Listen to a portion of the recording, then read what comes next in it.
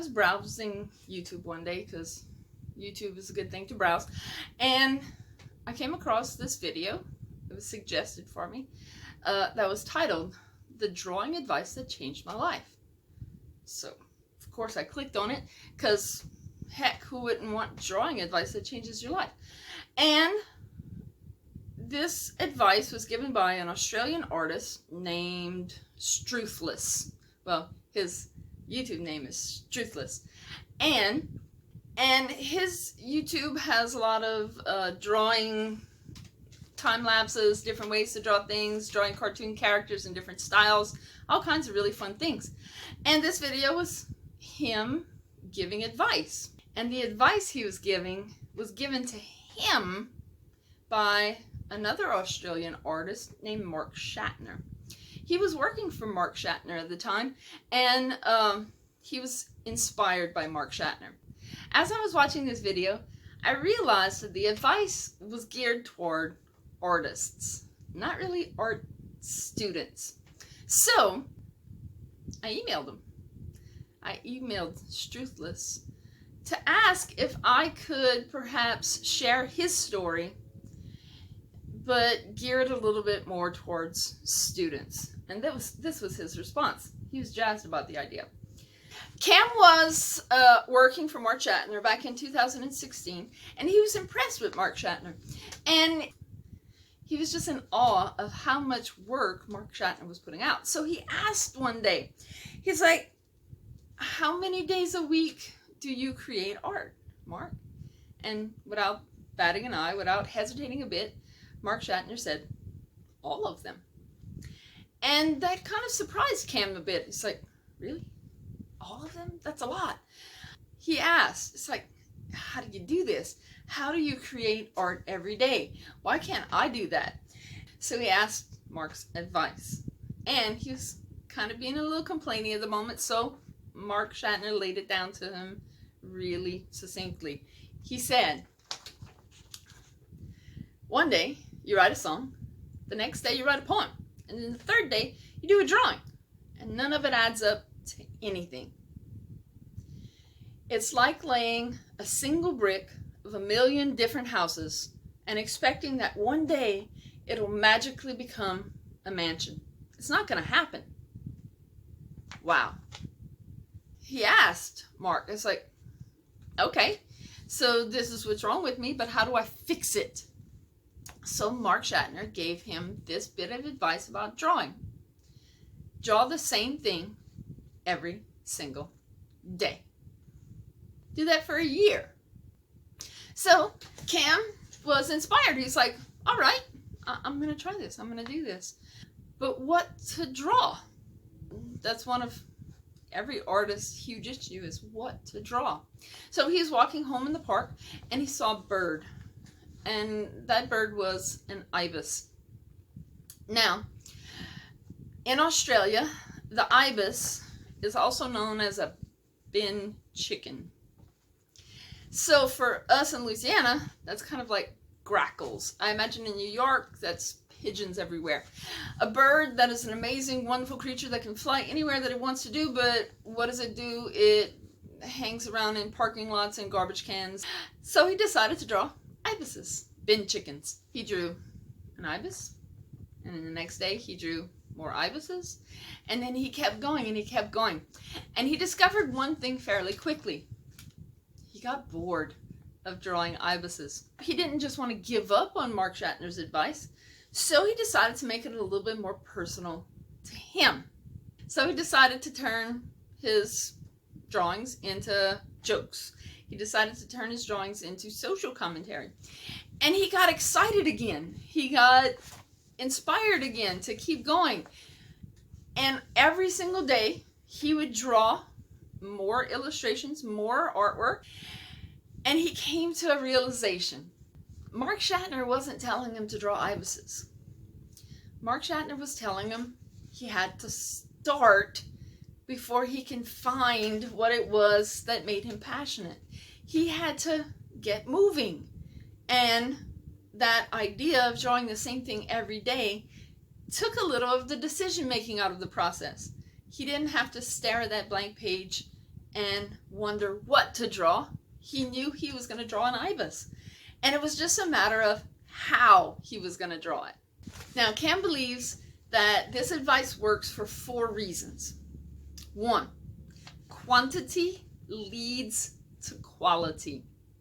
A lot of times, the students, we get so wrapped up in our idea of what's perfect that it slows us down. We'll work on one artwork and keep messing with it and messing with it and messing with it until we hate it because we're striving for this idea of perfection. But that's not how improvement happens. Quantity leads to improvement. The more you draw, the better you get. So getting bogged down with that idea of perfection is not a good way to go. Perfectionism is really not something that exists in art. And it really shouldn't. Because what is perfect anyway? Is it like some other artist? Well, if they're perfect and you end up drawing just like them, you haven't made anything new. You've just copied something. You've become a Xerox machine. And we don't need any more Xerox machines. The second reason that Cam says that Mark Shatner's advice works is that it promotes constraint for creativity. It gets rid of the fear of the blank page. A lot of times I hear students, I don't know what to draw. Draw what you like. I don't know what I like. Who else is going to know what you like? Only you can figure that out. So if you have something that's your go-to that you will draw anytime you're not sure of what to draw, you at least have something, and that blank page doesn't stay a blank page. I have 2 things. I have swirly trees. You can see I have one in the back that I painted in this bedroom. And I have giraffe dragons. If I'm not sure what to draw, giraffe dragon. It doesn't matter what it is that you draw every day. It just matters that you have something. Whether it's an ibis, a bin chicken, a grackle, a giraffe dragon, swirly trees, eyeballs, whatever it is that gets you going is good. And then you figure out how to make it fit what you need it to fit. The third reason that Cam says that this advice works is that action leads to motivation, not the other way around. The whole concept of a muse descending. Ew, I don't feel like drawing. I need the muse to come and give me inspiration. That's not realistic. It doesn't happen. We create our own motivation by getting excited about what we're doing. The only way we can get excited about what we're doing is by doing something. So, action leads to motivation, not the other way around. Cam gives a 4th reason that he believes that this advice works, and it's my favorite one. Thinking is a form of procrastination, which is the all-time blocker of any kind of art in this world. Procrastination is awful. And we use thinking as an excuse to procrastinate. I don't know what to draw. Oh, I'm thinking about it. I'm developing an idea. It's in my head. No, all you're doing is sitting around. Nothing is happening. You are stopping progress with that whole concept of having to think about the idea. Thinking kills progress. Thinking is procrastination. Sometimes you just have to get started. Think as you go. Think while you're doing it. Because a lot of times when you put an image down on the paper, it's going to lead to other ideas. And that's part of the artistic process. So Cam gives this advice that he got from Mark Shatner to draw something every day. But as a student artist, oftentimes you're given assignments by your teacher. And you don't really think that you have a way that you can make it your own. and it's very easy to get bored, and it's very easy to not want to continue and start to not like art because teachers are telling you what to draw or giving you constraints to an assignment. Here's one bit of advice that I give my students when they're faced with that. Make it your own. Take the assignment, whatever it is, and figure out how to put your spin on it.